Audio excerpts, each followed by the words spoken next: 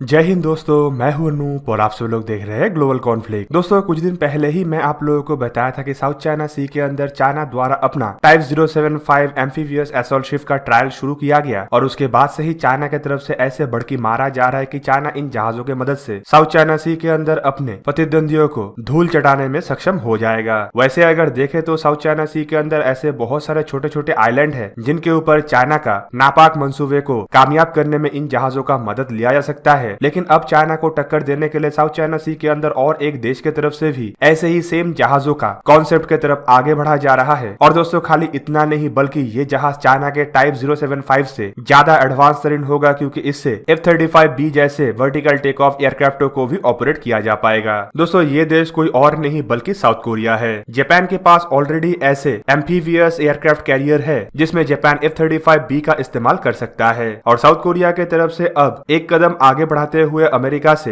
F-35B जैसे एयरक्राफ्टों को खरीदने का इरादा रखा जा रहा है, जिसे साउथ कोरिया अपने लाइट एयरक्राफ्ट कैरियरों के साथ 2033 तक समुद्र में डिप्लॉय कर सकता है। दोस्तों साउथ कोरियन गवर्नमेंट के सोर्सेस के मुताबिक vertical take off and landing जहाजों का काफी ज्यादा आवश्यकता है, क्योंकि इसके मदद से ही साउथ कोरिया के हेलीकॉप्टर कैरियरों को एक छोटे और लाइट आकार के एयरक्राफ्ट कैरियर में तब्दील किया जा सकेगा। दोस्तों साउथ कोरिया द्वारा अपने नेवी के इन हेलीकॉप्टर कैरियरों के ऊपर F-35B जैसे फाइटर एयरक्राफ्टों को डिप्लॉय करने के लिए ऐसा टोटल 20 एयरक्राफ्टों को खरीदने का इरादा रखा जा रहा है, जबकि साउथ कोरिया की तरफ से 3 ऐसे जहाजों का निर्माण करने का इरादा रखा जा रहा है, जिनमें से तीसरा ऐसे जहाज के ऊपर F-35B को डिप्लॉय किया जा सकता है। जबकि साउथ कोरिया खाली यहाँ तक नहीं बल्कि इससे आगे भी प्लान में काम कर रहा है, जहाँ पे साउथ कोरिया एक डेडिकेटेड एयरक्राफ्ट कैरियर भी अपने बेड़े में शामिल करने का इरादा रखता है। दोस्तों साउथ कोरिया के पास एयरक्राफ्ट कैरियरों को अपने बेड़े में शामिल करने के लिए 2 कॉन्सेप्ट है, जिनमें एक 70,000 टन का भारी भरकम एयरक्राफ्ट कैरियर होगा जिसका लंबाई करीबन 300 मीटर और चौड़ाई करीबन 75 मीटर होगा।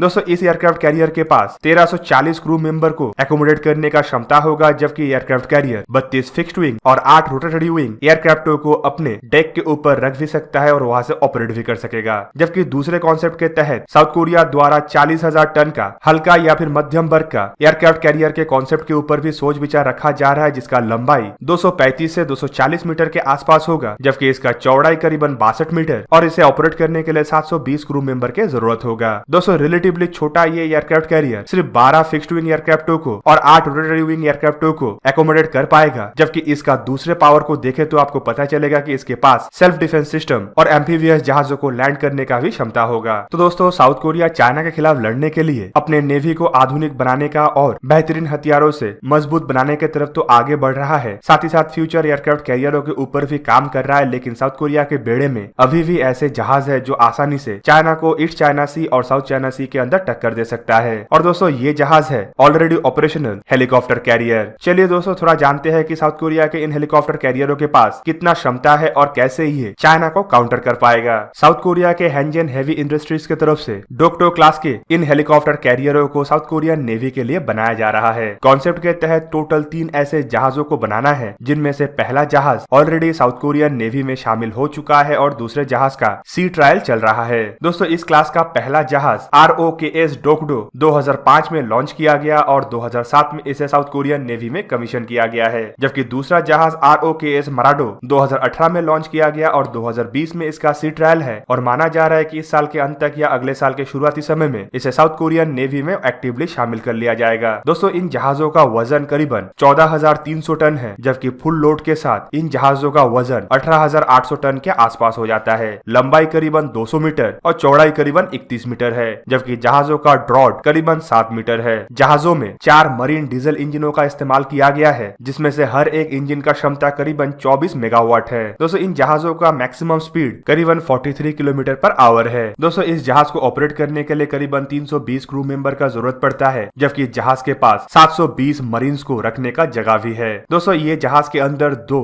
Air cushion landing craft accommodate करने का फैसिलिटीज है, जबकि इसके अलावा 200 अलग अलग तरीके का मिलिट्री व्हीकल, जिनमें military trucks, infantry combat vehicle और टैंक को भी रखने का सुविधाएं है। दोस्तों इन जहाजों का सबसे बड़ा खासियत है इन जहाजों में इस्तेमाल होने वाला हेलीकॉप्टर। जहाज के लैंडिंग डेक के ऊपर 5 अलग अलग लैंडिंग स्पॉट है, जिसके ऊपर हेलीकॉप्टरों को लैंड कराया जा सकता है और इस जहाज से करीबन 15 लाइट, मीडियम और हैवी कैटेगरी का हेलीकॉप्टरों को ऑपरेट किया जा सकता है। दोस्तों जहाजों के प्रोटेक्शन के लिए भी इसमें खासी बंदोबस्त किया गया है, जिनमें 2 क्लोज इन वेपन सिस्टम और एक अमेरिकी made RIM 116 surface to air missile system शामिल है, जबकि इसके अलावा दुश्मनों के मिसाइलों से जहाज को बचाने के लिए चैफ और फ्लेयर सिस्टमों को भी इंस्टॉल किया गया है। इन जहाजों में अत्याधुनिक सेंसर्स, सोनार्स और रडार्स का इस्तेमाल किया गया है, जिसके बदौलत जहाज दूर से ही दुश्मन देशों के एयरक्राफ्ट और अन्य जहाजों को डिटेक्ट कर सकता है, जिससे स्क्वाड ग्रुप के दूसरे जहाजों के द्वारा उसके ऊपर आसानी से हमला भी किया जा सकता है। तो कुल मिलाकर दोस्तों, साउथ कोरिया की तरफ से जो हेलीकॉप्टर कैरियरों को बनाया जा रहा है, ये आसानी से साउथ चाइना सी के अंदर चाइना के मंसूबे को ध्वस्त करने के लिए काफी है। पर इसके ऊपर अगर F-35 जैसे फाइटर एयरक्राफ्ट को डिप्लॉय किया जाएगा तो आप सोचिए कि इसका फायर पावर में कितना ज्यादा इजाफा होगा और स्टेल्थ फाइटर एयरक्राफ्टों के साथ ये जहाज के फायर पावर में कितना ज्यादा बढ़ोतरी होगा। तो दोस्तों, ये था आज का वीडियो। आप लोगों को अगर वीडियो अच्छा लगा तो इसे लाइक कीजिए और मेरे चैनल को सब्सक्राइब कीजिए और साथ में बना हुआ बेल आइकन को भी प्रेस कर दीजिए ताकि आप मेरा वीडियो देख पाए सबसे पहले। जय हिंद।